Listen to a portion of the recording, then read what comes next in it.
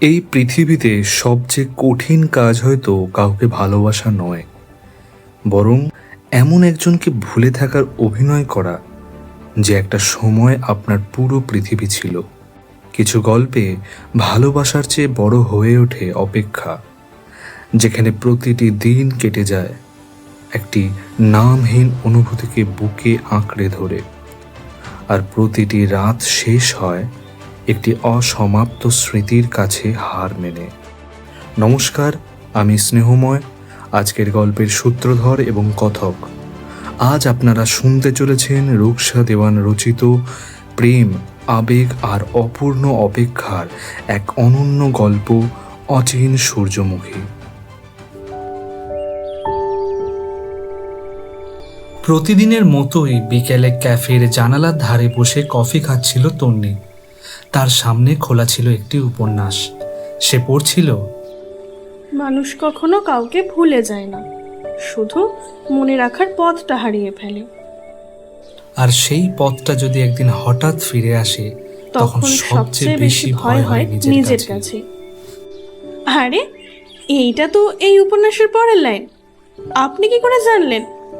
আর আপনি কে? আসলে এই বইটা আমি অনেকবার পড়েছি। না না, ব্যাপারটা সেটা নয়। আমি তো এই বইটা এই প্রথম পড়ছি। তাহলে আমি আপনার সঙ্গে লাইনটা একসঙ্গে বলে ফেললাম কিভাবে? হয়তো কোনো কোনো শব্দ আমাদের মনে থেকে যায়, আমরা শুধু মনে করতে পারি না কোথা থেকে শিখেছিলাম। আচ্ছা, এইগুলো কি নতুন ধরনের পিকআপ লাইন? বিশ্বাস করুন, যদি আপনাকে ইমপ্রেস করার ইচ্ছা থাকতো এর চেয়ে ভালো কিছু ভাবতাম। আসলে প্রায় দেখি আপনি এইখানে বসে বই পড়েন, তাই আপনি মেয়ে পটাতে চলে এলেন, তাই তো? I am so sorry. আরে আরে, আপনি তো ঝড়ের গতিতে বলেই চলেছেন দেখছি। একটু ব্রেক দিন আর একটু কফিতে চুমুক দিন। কি চাই আপনার? কিছুই না, শুধু একটু কথা বলতাম আর কি। হ্যাঁ, এখন কথা, তারপর বলবেন ফোন নম্বরটা যদি পাওয়া যেত। কি, তাই তো? এই বলে মেয়েটি হেসে উঠে চলে যায়। পরের দিন বাড়িতে সন্ধেবেলায় ঘরে বসে আছে তন্নি। কি রে, তুই তো বেরোবি বললি, তাহলে বাড়িতে ডাকলি কেন? ও, তুই চলে এসেছিস? আমার সাথে এক্ষুনি ছাদে চল। বর্ষা তন্নির কাছের বন্ধু। এমন কোনো সিক্রেট নেই যেটা বর্ষা জানে না। আরে আস্তে আস্তে দৌড়াচ্ছিস কেন? পড়ে যাবো যে। উফ, কি হয়েছে বলবি? জানিস তো, কালকে ক্যাফেতে আমি একটা উপন্যাস পড়ছিলাম। হঠাৎ একটা ছেলে এলো আর উপন্যাসটার ঠিক পরের লাইনটাই বলল। কিন্তু অদ্ভুত ব্যাপার, আমিও ওর সাথে ওই উপন্যাসটার পরের লাইনের অর্ধেকটা বলে ফেললাম। আমি কি করে বললাম রে? আমি তো এই উপন্যাসটা কখনো পড়িনি।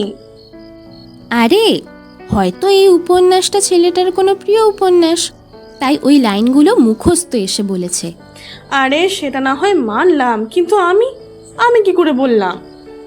উফ, তুই এখন এসব কথা ছাড়বি? তুই কি আমাকে এখানে ছাদে নিয়ে এসেছিস প্রশ্ন উত্তর খেলার জন্য? না মানে, আর কোনো মানে না। চল বেরোই, ঘরে বসে থাকলেই তুই এসব উল্টোপাল্টা ভাববি। চল চল আমার সাথে।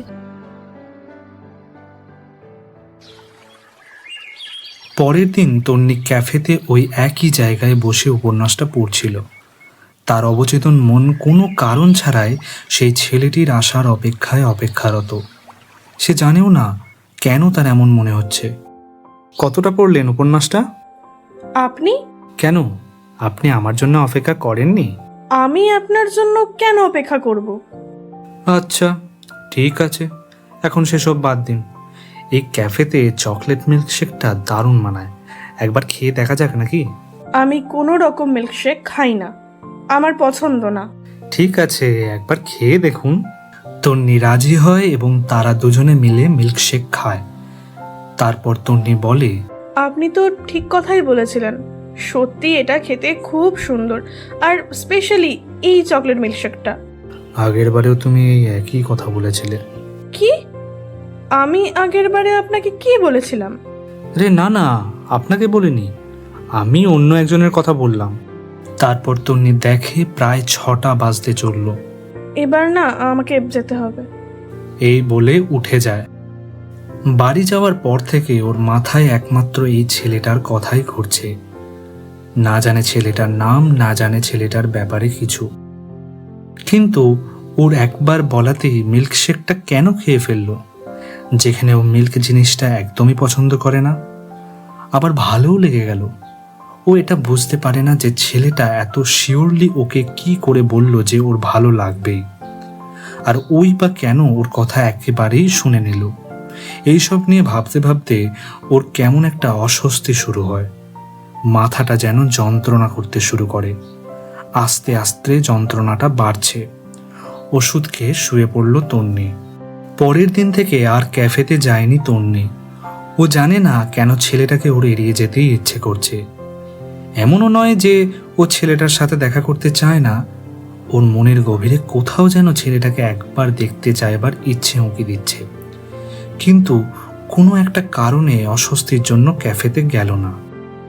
একটা ছোট্ট নদীর ধারে বসে আছে তন্নি। হঠাৎ একটা কণ্ঠস্বর, কি ম্যাডাম, আমার ওপর বিরক্ত হয়ে বুঝে এইখানে এসেছেন? তন্নি একটু চমকে গিয়ে বিরক্তির স্বরে বলে, আপনি এখানেও চলে এসেছেন? আপনি কি আমাকে ফলো করছেন? না, আমি শুধু একটা অভ্যাস ছাড়তে পারছি না। কিসের অভ্যাস? গত 5 বছরের অভ্যাস। তন্নি একটু বিরক্ত হয়ে উঠে দাঁড়ায় এবং বলে, দেখুন, আমি আপনার কোনো কথা বুঝতে পারছি না। আর আমি এটাও জানি না যে আমি যেখানেই যাচ্ছি সেখানেই আপনি কেন উপস্থিত হয়ে যাচ্ছেন। যাই হোক, হ্যাঁ, এটা সত্যি যে আমি আপনাকে এড়ানোর জন্য ক্যাফেতে যাওয়াটা বন্ধ করেছি। কিন্তু আমি তো এটা বুঝলাম না যে আপনি এই জায়গাটার হদিশ পেলেন কি করে। উল্টো সাইড থেকে হঠাৎ একটা গলার আওয়াজে তারা দুজনেই ঘুরে তাকালো। কি রে, তুই এখানে বসে আছিস কেন? আমি ক্যাফেতে গিয়ে দেখলাম তুই নেই, তখনই মনে হলো তুই এখানে ছাড়া তো আর কোথাও থাকবি না। না, কিছু না, আমি এমনি এখানে এসেছিলাম, ভালো লাগছিল না তাই। এখন এখান থেকে চল তো। বলেই তন্নি বর্ষার হাতটা ধরে টেনে নিয়ে চলে যায়। তাদের মধ্যে কোনো কথা বলার সুযোগই পায় না সৌমাল্য। যেতে যেতে তন্নি বলে, জানিস, ছেলেটা এখানেও চলে এসেছে। ও কি করে জানলো বলতো যে আমার মন খারাপ হলে বা কিছু ভালো না লাগলে আমি এই নদীর ধারটা এসে বসে থাকি? বর্ষা চুপ করে আছে দেখে তন্নি বলল, কি রে, কিছু বলছিস না কেন? তোরও মনে হচ্ছে তো যে ছেলেটা আমাকে ফলো করছে? আরে বাদ দে তো, আর আমি কি করে জানবো যে ও কি করে জানলো তুই এখানে এসেছিস? এখন চল চল বাড়ি চল। বর্ষা কথাগুলো বলার সময় মুখটা একটু ভারী করেছিল। সেটা তন্নি খেয়াল করে, কিন্তু আর কথা বাড়ায় না।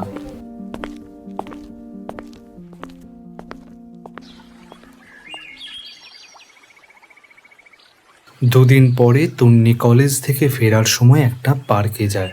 উফ, মাথাটা বড্ড ধরেছে। উফ বাবা, একটু চা খেলে হয়। চা নিয়ে এসে যেই বসার জায়গাটায় বসেছিল সেখানে দেখে এক গুচ্ছ সূর্যমুখী ফুল রাখা আছে।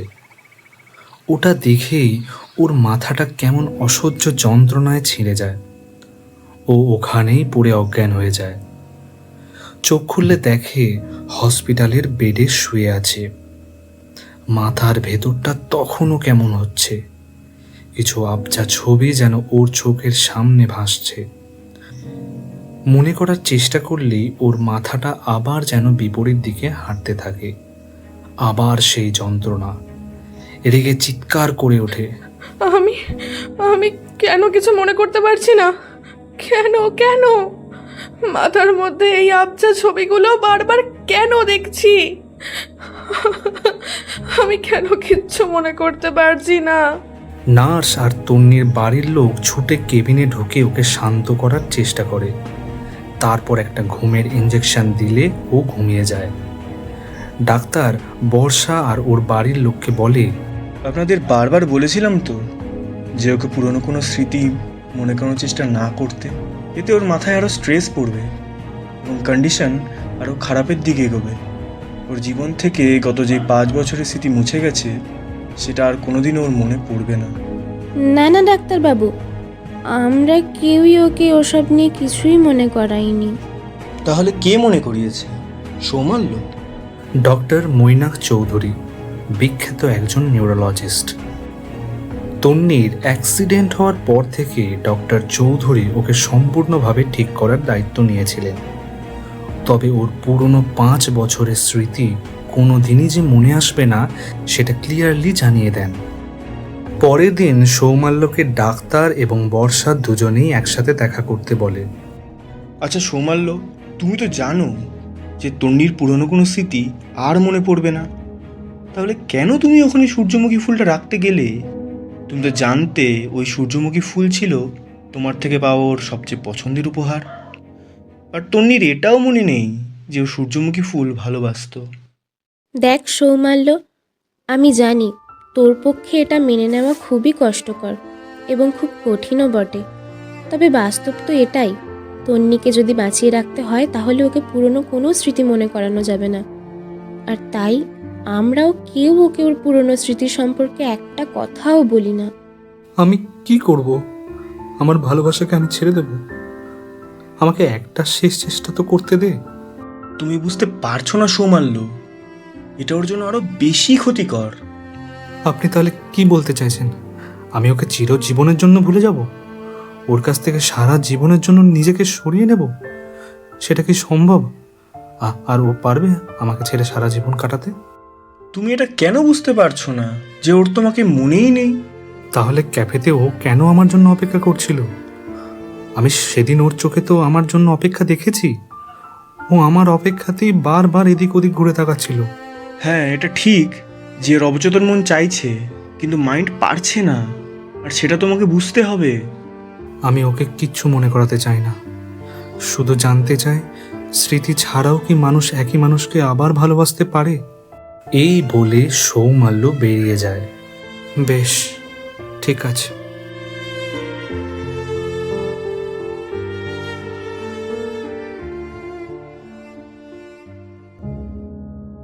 তন্নি তারপর থেকে অনেকবার সেই ক্যাফেতে গেছে, অপেক্ষা করেছে।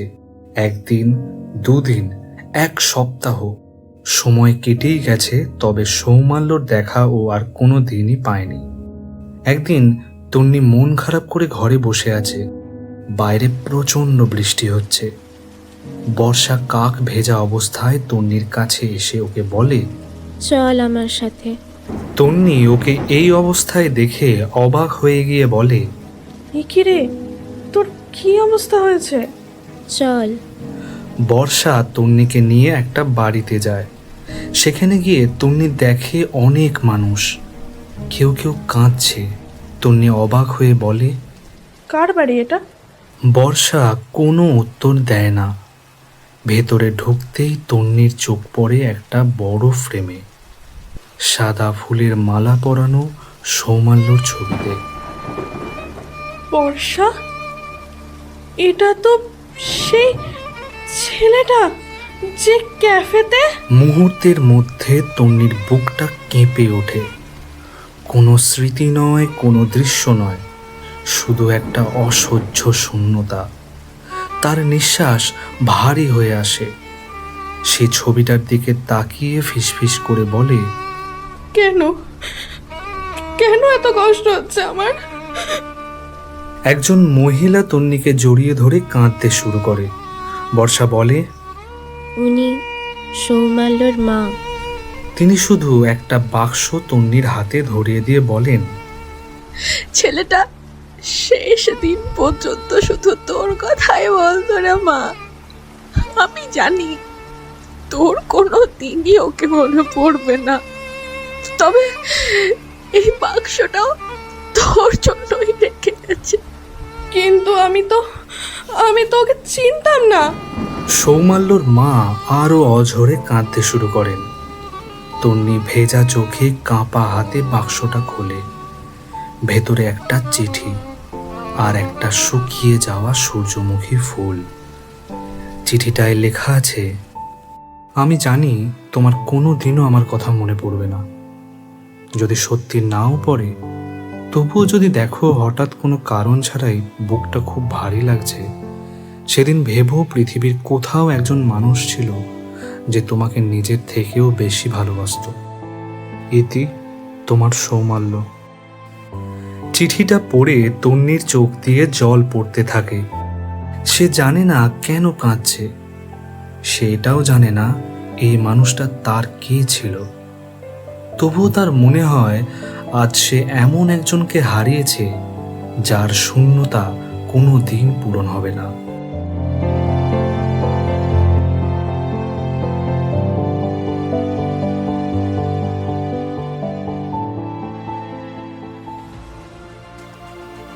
আজ আপনারা শুনলেন রুকসা দেওয়ানের লেখা অচিন সূর্যমুখী। গল্প পাঠে তন্নির চরিত্রে রুকসা, সৌমাল্যর চরিত্রে আমি স্নেহময়, বর্ষার চরিত্রে নীনা, ডক্টর মৈনাক চৌধুরীর চরিত্রে সৌমেন্দু এবং সৌমাল্যর মায়ের চরিত্রে প্রীতি। গল্পটির পরিচালনায় ছিলাম আমি স্নেহময় এবং রুকসা। পোস্টার ডিজাইন রুকসা, সাউন্ড ডিজাইনে ছিলাম আমি স্নেহময়। আমাদের এই প্রয়াস আপনাদের ভালো লেগে থাকলে অবশ্যই শেয়ার করবেন, মতামত জানাবেন, আর এমন আরও নতুন গল্প শুনতে চ্যানেলটি সাবস্ক্রাইব করে আমাদের সঙ্গে থাকবেন। আবার দেখা হবে নতুন কোনো গল্পে। ততদিন ভালো থাকুন, সুস্থ থাকুন। নমস্কার।